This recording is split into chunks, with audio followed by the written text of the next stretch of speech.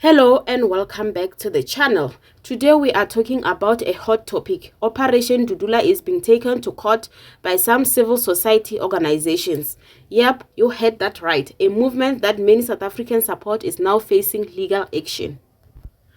Now listen, let's be real. Operation Dudula didn't come out of nowhere. It started because ordinary South Africans are tired.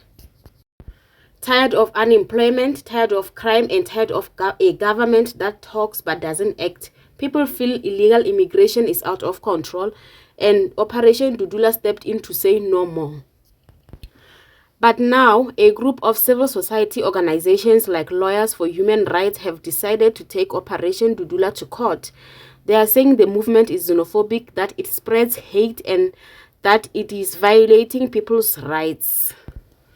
Now look, no one wants to see violence or people being attacked. That's not what we stand for as South Africans. But at the same time, people are asking, when the state fails, what must the citizens do? Just keep quiet while communities suffer? Many South Africans feel like they are being pushed aside in their own country. Foreign nationals, especially those here illegally, are taking jobs, opening spaza shops, and sometimes even involved in criminal networks. Let's not pretend this isn't happening. And when locals speak up, suddenly it's called hate speech. This court case will basically decide whether Operation Dudula is acting illegally or whether they have a right to organize and defend their communities when the government doesn't. This isn't about hating anyone, it's about fairness. South Africans want order, not chaos. They want to feel safe, they want to work, and yes, they want the law to be respected by anyone, whether born here or not. So I'm gonna go ahead and read you guys some of the comments that caught my attention. So this one says, "This is BS.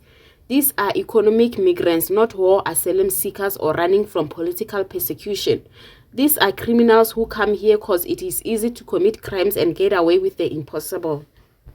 And then another comment says, "We need to do something. We can't sit by and watch patriots fighting for the people of this country being dragged to court by movements that do not serve the interest of South Africans." And then this one says, "And like, who is allowing this rubbish? Civil organizations in our country. These idiots are taking our country backwards, and our courts are allowing this. This constitution must be changed. Rubbish." And then this one says, "These so-called NGOs, SERI, Human Rights Commission, and the Helen Suzman Foundation that hate South Africans, we are going to have to shut down their doors, and very soon." And then this one says, "Foreigners are fighting to stay and remain in the xenophobic country. They want to be treated as citizens. These lawyers are even advocating for illegal foreigners. I'm defeated." And then this one says, "Cry the beloved country. A South African citizen, you are on your own, child. I just watched the entire sitting of a group of multiple South African civil society organizations ganging up against a South African citizen in defense of foreign nationals, irrespective of their status in the country, legal or otherwise. Apparently, South Africa belongs to everyone who lives in it.